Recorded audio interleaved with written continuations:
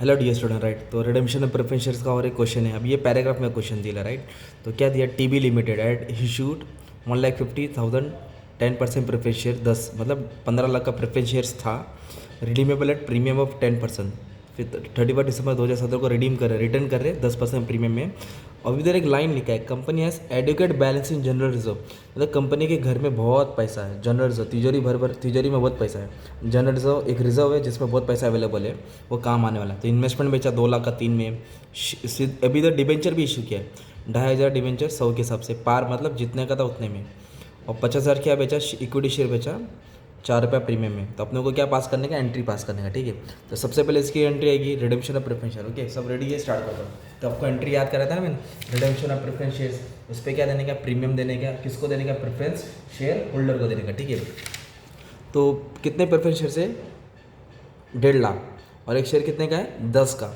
तो 1.5 लाख को 10 से मल्टीप्लाई करेंगे तो 15 लाख आएगा। ओके, तो प्रेफरेंस शेयर्स की वैल्यू हो गई 15 लाख। ओके, कितने शेयर से है, 1,50,000 ऑफ 10 ईच। ओके, अब इस पर कंपनी क्या दे रही है, 10% प्रीमियम दे रही है। क्या परसेंट दे रही है, तो 15 लाख पे 10% बोले तो 1.5 लाख हो जाएगा।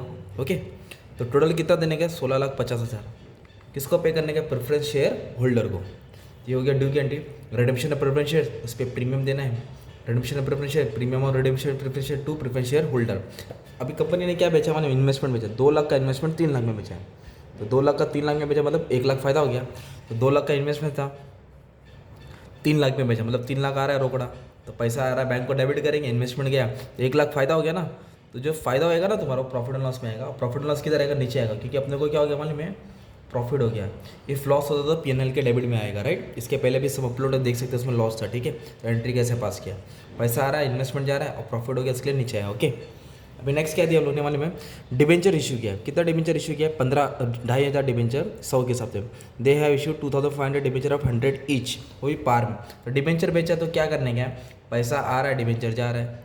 और इक्विटी शेयर बेचेगा तो पैसा आ रहा है, इक्विटी शेयर जा रहा है। तो कितना डिबेंचर इशू किया, 2,500 ऑफ 100 ईच, है ना, 100 का बेचा पार। तो 2.5 लाख रुपया डिबेंचर्स का कंपनी के पास पैसा आ रहा है, बीइंग डिबेंचर इशू मतलब इशू किया, पैसा आया राइट। अब इसके बाद क्या दिया, कंपनी ने इक्विटी शेयर इशू किया। कितना शेयर इशू किया, 50,000 शेयर 10 के हिसाब से। और उस पर प्रीमियम भी लिया है, एक्स्ट्रा पैसा। कितना रुपया लिया, 4 रुपीज़ पर शेयर। तो कंपनी ने क्या इशू किया, माने में इक्विटी शेयर। कितना शेयर इशू किया, 50,000। और एक शेयर का फेस वैल्यू कितना होता है, 10। तो कितना हो गया, 5 लाख इक्विटी शेयर से है। और उसके बाद कंपनी ने क्या लिया, प्रीमियम लिया। तो प्रीमियम एक्स्ट्रा पैसा इनकम हो गया, तो क्रेडिट होएगा। कितना शेयर था, 50,000, और प्रीमियम कितना लिया, 4 रुपये लिया, मतलब 2 लाख रुपया प्रीमियम आया। तो टोटल कितना आया कंपनी के पास, 7 लाख आया। तो 7 लाख क्या हो जाएगा, डेबिट हो जाएगा। पैसा आ रहा है, डेबिट डेबिट डेबिट, इन्वेस्टमेंट गया, पैसा आया, डिबेंचर गया, पैसा गया, डिबेंचर गया, पैसा आया, इक्विटी शेयर गया, पैसा आया। अभी तक प्रीमियम में इसके लिए सिक्योरिटी प्रीमियम नीचे है राइट। अभी अपनों को क्या कैलकुलेट करने का है, capital redemption reserve. You have to create a reserve. Okay, तो रिजर्व कहाँ से क्रिएट करेंगे, तो nominal value of preference share. अपने को प्रेफरेंस शेयर्स का कितना रुपया देने का था, 15 लाख,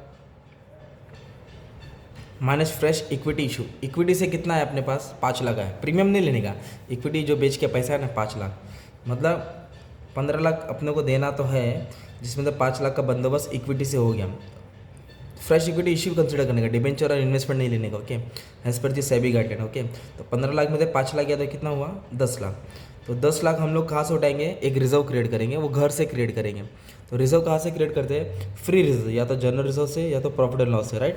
तो अभी टेबल में क्या दिया क्वेश्चन में, कंपनी के पास एडुकेट बैलेंस है, बहुत पैसा है जनरल रिजर्व में। तो मतलब हम लोग जनरल रिजर्व से क्या करेंगे, सीआरआर क्रिएट करेंगे। तो इधर लिख देंगे जनरल रिजर्व, मतलब उनके पास अवेलेबल बैलेंस है। तो कितना रिजर्व क्रिएट किया, 10 लाख, क्योंकि 15 लाख में से 5 लाख का अरेंजमेंट हो गया, तो 10 लाख का शॉर्टेज होगा, 10 लाख जनरल रिजर्व से सेटल कर दिया, ठीक है। अब अपनों को ये टेंशन खत्म हो गया राइट। अभी प्रीमियम कितना देने का, 1.5 लाख। तो ये डेबिट है, डेबिट वाला किधर आ जाएगा, मतलब में क्रेडिट में आ जाएगा। ये डेबिट है तो किधर आ जाएगा, क्रेडिट। तो प्रीमियम भी कहाँ से देंगे, सिक्योरिटी प्रीमियम से देंगे, बट टेबल में कोई सिक्योरिटी प्रीमियम का बैलेंस नहीं है। तो इसलिए हम लोग क्या करेंगे, ये भी जनरल रिजर्व से सेटल करेंगे। जनरल रिजर्व कितना सेटल किया, 1.5 लाख, ये भी सेटल हो गया। फिर अपनों को पे करना है राइट, कितना पे करना है, 16,50,000। किसको पे करना है, प्रेफरेंस होल्डर्स को। इसके पहले वाले सब में देख कर सकते हैं आप, सेकंड और थर्ड में जो अपलोड किया है उसमें कॉल ट्रेस नहीं हो रहा था, कंपनी पूरा पेमेंट नहीं कर रही थी। इधर ऐसा कुछ बोला नहीं है, तो पूरा 16,50,000 किसको पे करेंगे हम लोग, प्रेफरेंस होल्डर्स को। जब उसको पे करेंगे तो प्रेफरेंस होल्डर्स क्या हो जाएगा, डेबिट हो जाएगा, पैसा जा रहा है।